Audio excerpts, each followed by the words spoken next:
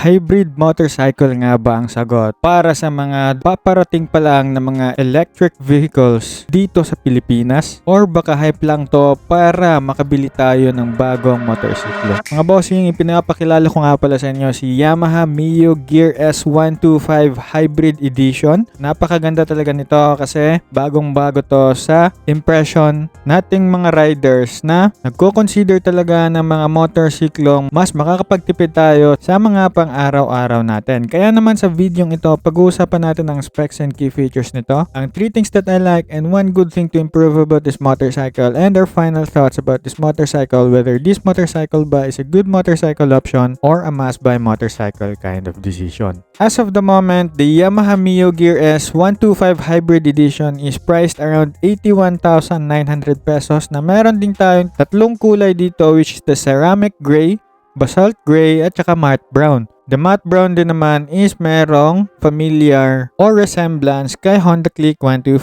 version 4. If we're gonna talk about the specs and key features naman ngayon, meron tayo dito ang 125cc displacement na naka-air-cooled for the Yamaha Mio Gear S na Hybrid Edition with a camshaft of single overhead cam na 2 valves, power of 8.3 horsepower at 6,500 RPM. Torque naman with hybrid assist is 10.6 Nm at 4,500 RPM. Bore stroke naman natin dito is 52.4 by 57.9 with a compression ratio of 11.0:1. Meron din naman tayo ditong wet weight around 95 kilograms lang, and our fuel capacity is naka 5.1 liters. Naka fuel injected na nga pala tayo dito sa motorsiklong ito. Meron tayo dito ang auto start stop at saka SMG starter, so maganda yung starting sound ng motorsiklong ito. Meron din tayo dito ang 62 kilometers per liter na fuel consumption estimation sa ating tinutukoy na si Mio Gear S Hybrid Edition. Naka CVT auto tayo dito, however for the price we cannot complain about wala itong ABS at saka keyless entry na mas pag-uusapan natin maya-maya. Especially na meron tayo dito ang bagong LCD digital display from Gear S version 1 to Gear S version 2. Meron din tayo dito ang panibagong design ng LED headlight, and makikita mo naman na may resemblance din sa kaniyang taillight. Bago natin pag-usapan ang key features, pag-usapan muna natin ang kaniyang dimensions, which is meron tayong 750mm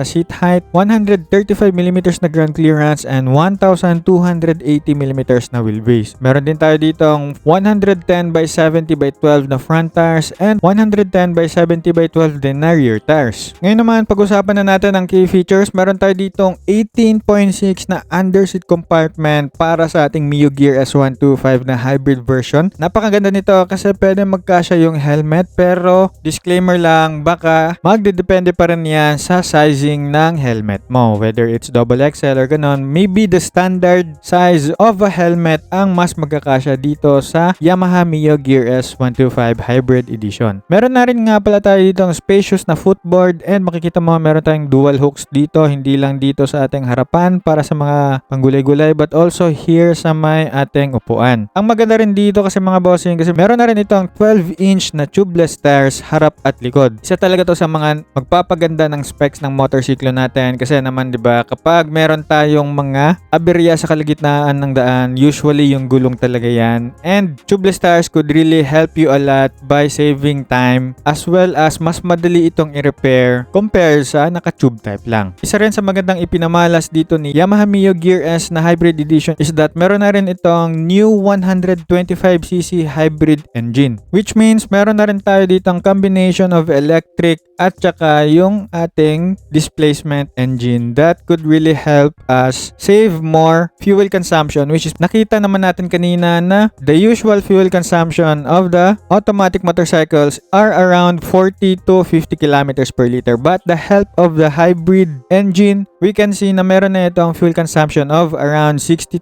kilometers per liter. Isa rin sa nagandahan ako dito is that meron na rin itong stop and start system na parang sa Honda rin, or idling stop, na kapag nakaandar yung makina natin, naka full stop tayo sa kalagitnaan ng daan kasi traffic, the motorcycle will automatically turn off para naman makapagdagdag tipid na rin sa ating fuel consumption. Unfortunately nga mga bossing is that wala tayong keyless smart entry dito for the Yamaha Mio Gear S na hybrid version. However, meron din naman tayo dito ang answer back system para sa motorsiklo natin, once you click this answer box system, the motorcycle will notify us saan siya malapit para mas madali natin itong mahanap, di ba? Especially if nasa mall tayo or nasa may market tayo. Magandang tulong din ito kahit pa wala na tayong keyless entry system. Isa rin dito sa magugustuhan mo mga boss is that meron na rin itong new digital panel. Halos kamukha ito ng version 1 yata ng Yamaha Mio Aerox. And ngayon makikita natin dito na napakaganda kasi digital panel na compared sa older version ito. Makikita din natin ang panibagong headlight dito kay Yamaha Mio Gear S na hybrid version compared sa older one. Makikita natin dito na may panibagong angas yung kanyang tindigan. And isa pa dyan is that ang magugustuhan mo talaga dito is meron na rin itong charging port. However, yung ating port dito is need mo pa maghanap ng adapter para makapag-charge dito sa motorsiklong ito. And makikita rin din naman natin dito na meron na rin itong 5.1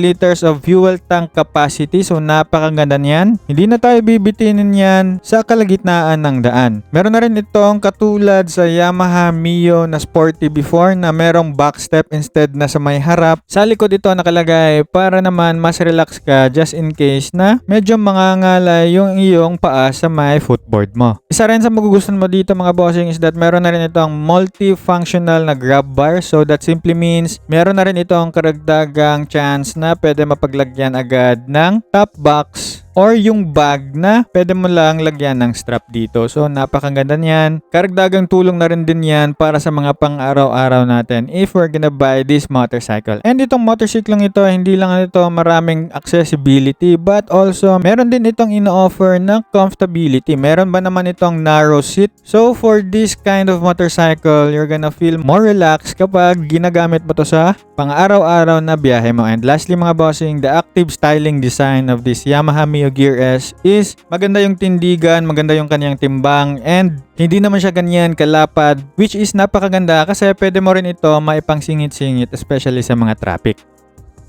So nagugustuhan nyo na ba si Yamaha Mio Gear S125 na hybrid version? Kasi meron tayo dito ang 3 things that I like and 1 good thing to improve about this motorcycle if ever meron man. First na nagustuhan ko talaga dito mga boss is that this motorcycle is a new motorcycle from the Yamaha, and Yamaha Motorcycle Philippines is brave enough para mag-release ng ganitong klaseng motorsiklo. Alam naman natin na sa sitwasyon ngayon na medyo maraming mga pinagdadaan ng krisis dito sa Pilipinas at sa mga iba pang bansa. Laganap talaga na mas gumaganda ang marketing ng mga electric vehicles. However, hybrid is one of the best pa rin naman kasi alam mo na yung mga tao hindi ka agad magtitiwala sa mga panibagong mga produkto agad-agad. So this motorcycle talaga is one of the most anticipated especially sa motorcycle community. Next naman nagustuhan ko dito mga bossing is that it has a new 125cc hybrid engine. As of the moment, si Yamaha pa lang yung nakikita ko dito sa mga Japan motorcycles tulad ni Honda, Kawasaki at Suzuki na nag-release ng hybrid engine, and we're gonna see what the future holds by doing this step galing kay Yamaha. For me mga bossing, napakaganda na niyan kasi pinupush talaga ni Yamaha ang kaya niyang mabigay sa atin, especially ang pricing for this motorcycle and the specs to price ratio na hindi rin naman tayo malulugi just in case we're gonna choose this motorcycle. And lastly na nagustuhan ko dito is that meron itong very great specs to price ratio for the price of around 81,900 pesos na merong 5.1 liters of fuel tank capacity, 18.6 liters of underseat compartment, meron tayong napaka-spacious na gulay board, naka-hybrid engine tayo, meron pa tayong answer box system, meron pa tayong stop and start system, naka-digital panel pa tayo dito, hindi na siya naka-analog. Masasabi rin naman talaga natin dito that this motorcycle is one of the best din naman na naibigay ni Yamaha natin dito sa Pilipinas when it comes to technology. Pero meron tayo dito one good thing to improve about this motorcycle. However, we cannot demand on it naman na talaga na as in grabe dapat walang ganon. But I think isa talaga to sa magiging pinaka in demand if meron meron itong keyless entry system. However, we understand din naman that the Yamaha really is very conservative when it comes to specs to price ratio. And alam naman natin, we can't have it all. However, the technology rin naman, hindi rin naman tayo ipinagdamot dito. Kasi kahit wala itong smart keyless entry is that meron din naman itong answer back system. So for me, quits pa rin naman tayo dito sa motorcyclong ito. Kaya naman on our final thoughts, whether this motorcycle ba is a great motorcycle option or a must-buy motorcycle kind of decision, masasabi talaga natin dito that the Yamaha Mio Gear S125 na hybrid edition is a very great motorcycle option, especially sa mga paparating pa na motorsiklo dito sa Pilipinas. I think marami na ring mga content creator na nagpapakita ng mga videos nila and experiences nila sa mga electric vehicles tulad ng VinFast. So we're not really close sa mga options, especially sa ating hard-earned money. So for me mga bossing, this motorcycle talaga is isa sa mga makikita kong napakagandang option just in case na hindi ko pa nabili yung Honda RS125Fi ko. If wala akong Honda RS125Fi, I think isa talaga to sa i-consider ko, especially na meron na nitong grab bar ready na pwede lagyan ng top box, meron nitong gulay board, meron nitong charging port, meron nitong underseat compartment na pwede magkasya ang helmet, naka-hybrid assist engine pa tayo dito, and naka-digital display pa. So I can really say, hindi na rin ako lugi if ito yung bibilhin ko over the Honda RS125Fi if wala akong motorsiklo na yon. Pero kayo ba mga bossing, anong thoughts niyo about this motorcycle? Maganda ba to? Or baka hype lang para sa inyo? Paki-comment nga dyan sa comment section. And if nagustuhan niyo yung mga ganitong klaseng videos you can follow me for more. Like this video na rin and make a comment on below if meron ka mga question or suggestion na pwede natin pag-usapan dyan together with the community. You can also support me by purchasing helpful products dyan sa mga affiliate videos ko, and always remember lang to ride safe and see you on my next video.